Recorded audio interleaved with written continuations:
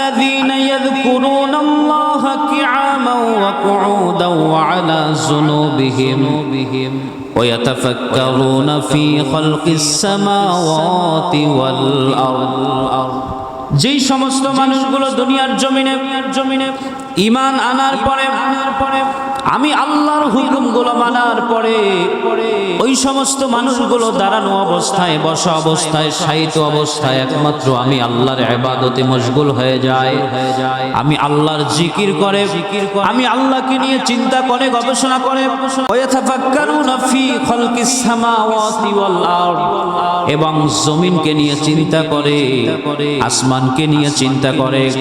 আমাদের জন্য আসমান থেকে রহমতের বৃষ্টি যখন বর্ষণ হয়, জমিন থেকে আমাদেরকে ফসল দেয়, এই জমিন থেকে ফলমূল দেয়, খাবার দেয়, রিজিক দেয়।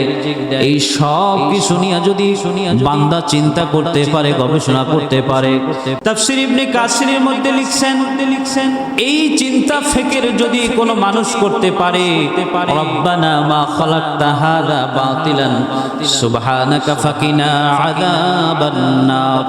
আল্লাহ পাক বলছেন দুনিয়ার জমিনের মানুষটা যদি এমন চিন্তা করতে পারে যে আমাকে এই দুনিয়ার জমিনে অনর্থক বানায় নাই, আমি যা কিছু দেখি কোনো কিছুই অনর্থক বানায় নাই, আল্লাহ পাক বলছেন ওই মানুষটাকে জাহান্নামের আগুন থেকে ক্ষমা করে দেবে। বলেন সুবহানাল্লাহ।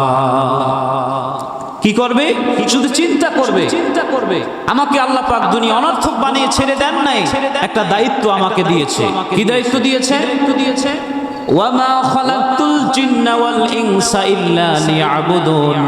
আল্লাহ পাক বলছেন আমি মানুষ এবং জিন জাতিকে একমাত্র ইবাদতের জন্য বানিয়েছি, অন্য কোনো উদ্দেশ্য নয়। কি বলেন?